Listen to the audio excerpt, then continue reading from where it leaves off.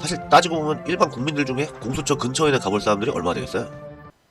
축구로 치면은 이 경제가 이제 골 넣는 공격수고, 정치 관료, 이쪽에 이제 볼 배급하는 미드필더, 이 종교 언론, 이쪽에 이제 수비수랑 응원단 쪽, 사법이 이제 골키퍼 정도라고 보면 되겠죠. 해먹 언론 입장에서 보면 잡았을 때 많이 해먹어야 되는데, 그러려면 유착거리가 확실해야 돼요. 아니, 정치 관료는 지금 잡은 거고, 뭐 경제 쪽에는 누가 있는지 모르지만 이제 당연히 있을 거고, 뭐 종교 언론 쪽은 이제 어느 정도 구색이 있어.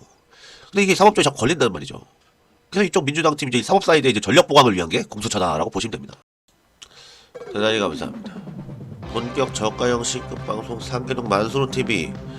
오늘은 개저씨 EBS 8번째 시간 공수처 특집 되겠습니다. 저번에는 선거법 개정안 통과한다고 생시오더를 하더니 역시 공수처도 연말에 또 난리들을 치면서 통과가 됐습니다. 그냥 조용히 가는 법이 없죠.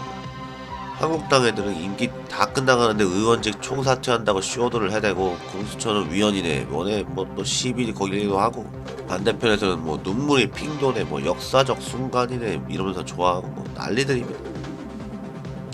사실 계저씨들 중에는 공수처 이게 정확히 뭔지 잘 모르는 사람들도 많아요.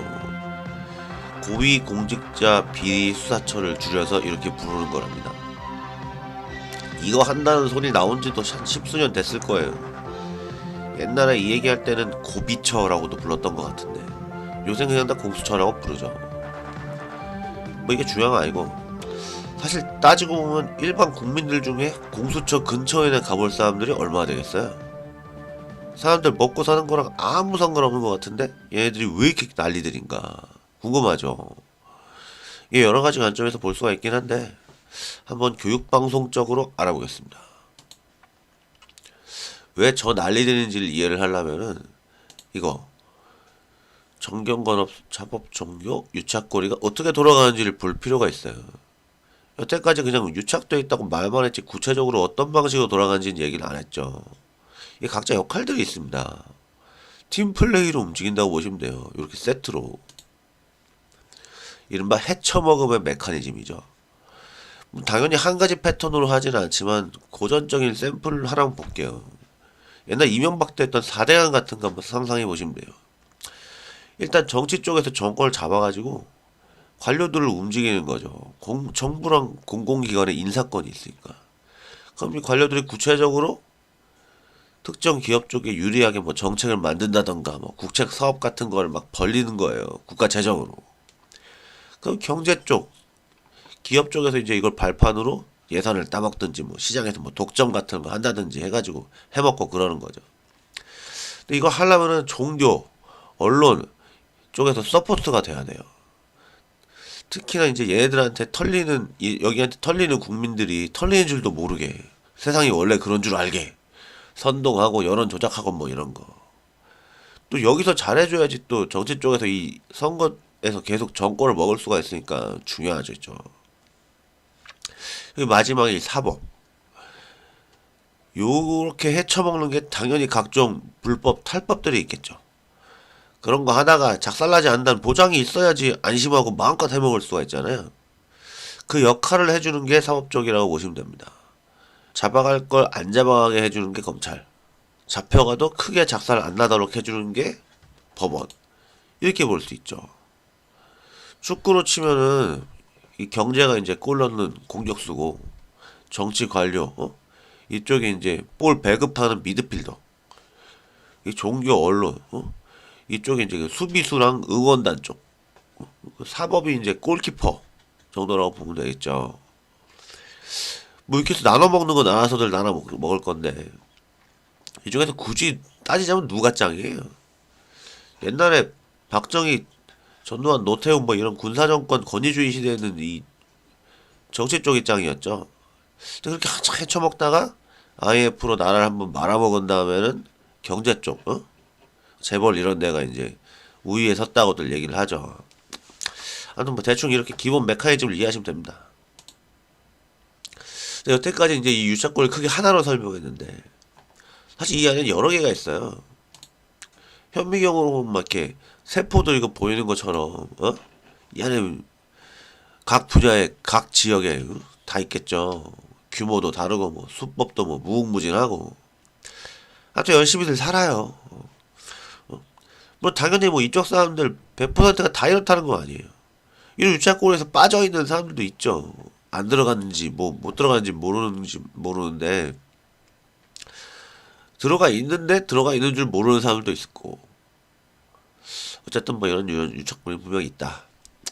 근데 얘네들이 이제 정치 쪽 중심으로 해서 보면은 크게 두 가지 세력으로 나눠서 있다고 볼 수가 있어요.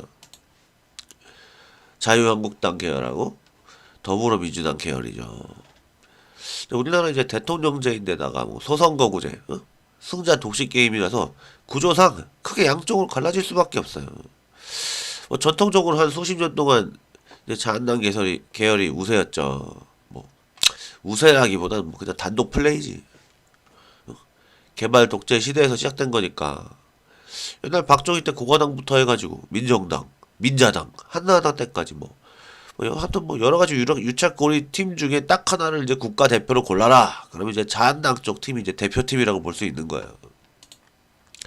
실제로 여기가 계속 정권을 먹었던 거고, 국회의원이 되든지 뭐 판검사가 되든지 뭐 고위 공무원이 되든지 간에 이제 그냥 이게 되는 걸로 끝나는 게 아니고, 이른바 이제 출세를 하고 싶으면은 이쪽 팀으로 들어가서 복무를 해줘야 되는 게 이제 공식 같은 거였죠. 아무튼 얘네들이 이제 한나라당 때까지 신내 해먹다가 이제 IMF 한번 나를 말아먹은 이후에 이제 얘네들과 유일하게 이제 붙을 수 있는 팀이 나온 거예요. 민주당 팀. 이쪽으로 권력이 한번 갔죠. 그게 이제 DJ 노무현 시절이었던 거고. 근데 이때는 이제 이쪽 얘들 가만히 있진 않았죠. 뭐 정치, 뭐 언론, 종교, 사법 뭐 할 거 없이 뭐 똘똘 뭉쳐가지고 뭐 엄청나게 공격을 해가지고 저 한번 날렸어. 다시 찾아왔죠, 정권을. 이명박근혜 시대가 왔죠. 그 웬걸? 또 신나게 헤쳐먹다가 또 탄핵을 당했네? 다시 여기로 온 상태인 거예요, 현재 스코어. 근데 이게 공수처랑 무슨 상관이냐. 이걸 얘네들의 이제 권력 투쟁 관점에서 보면은, 아까 사법 쪽이 골키퍼라고 했지만, 검찰은 약간 얘가 달라요. 이게 그냥 팀 내에서는 골키퍼 역할이라고 해도 되는데, 이게 팀들끼리 싸울 때에는 이게 총칼 같은 무기가 되거든. 건수 잡아서 상대편 주요 선수들을 이렇게 잡아 넣을 수가 있으니까. 이게 이제 지금까지 이제 이쪽 자한당 쪽 팀에서 검찰을 쓰는 방법이었다고 보면 되고, 이 효과를 봤죠. 그리고 전통적으로 출세하려면 이제 자한당 쪽 이 팀이 붙었어야 되니까 검찰 뭐 요직이라고 해야 되나, 이런 애들은 지금도 이쪽 팀인 거예요. 상대적으로 민주당 쪽에는 이제 이쪽 전력이 약한 거지. 어디 인권 변호사니 뭐 이런 사람들은 많은데 실제로 총칼로 쓸 수 있는 전력이 없는 거예요. 얘가 이제 둘 다 똑같이 헤쳐먹자는 세력이라고 봤을 적에, 이 사법 쪽은 이제 헤쳐먹은 메커니즘상이 꼭 필요한데, 이쪽 전력이 약하면은 지역에서 조금씩 해먹는 건 몰라도 중앙에서 크게 해먹기는 힘들어요. 거기다 이제 여기가 약하면 이제 해먹는 걸 많이 못 해먹는 걸 떠나서 작살이 날 수가 있단 말이죠. 지금 구조가 이제 검찰이 권력이 너무 세서 한 번 맞으면 뭐 대책 없이 당하게 되겠거든. 그러니까 검경 수사권 조정 뭐 이런 얘기가 나오는 거고.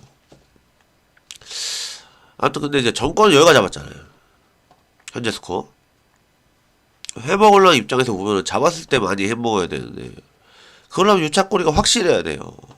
아니 정치 관료는 지금 잡은 거고, 뭐 경제 쪽에는 누가 있는지 모르지만 이제 당연히 있을 거고, 뭐 종교 언론 쪽은 이제 어느 정도 구색이 있어. 근데 이게 사법 쪽에 자꾸 걸린다는 말이죠.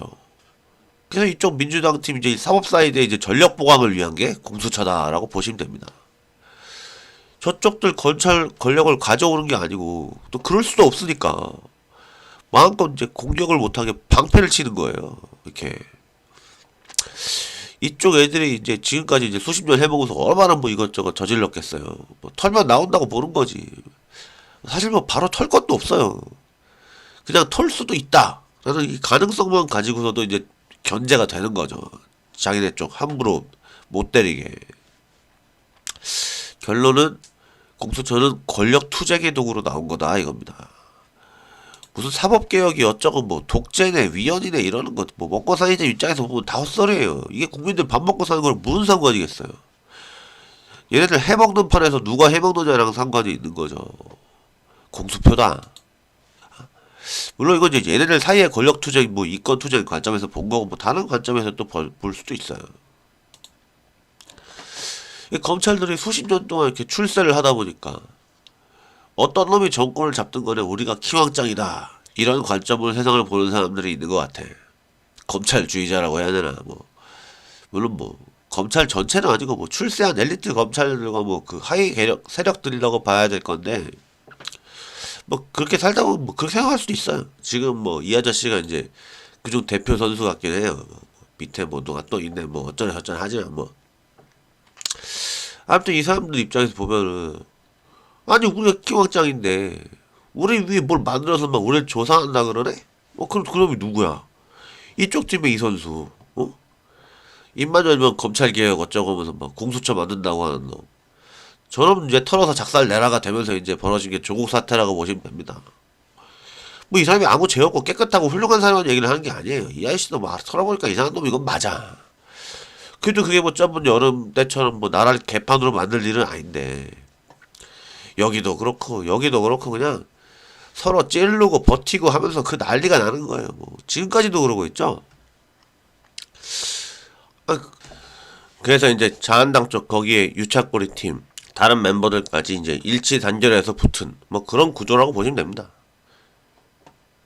이게 웬만큼 하고 양보할 만한 건수가 아니거든요. 양쪽 다.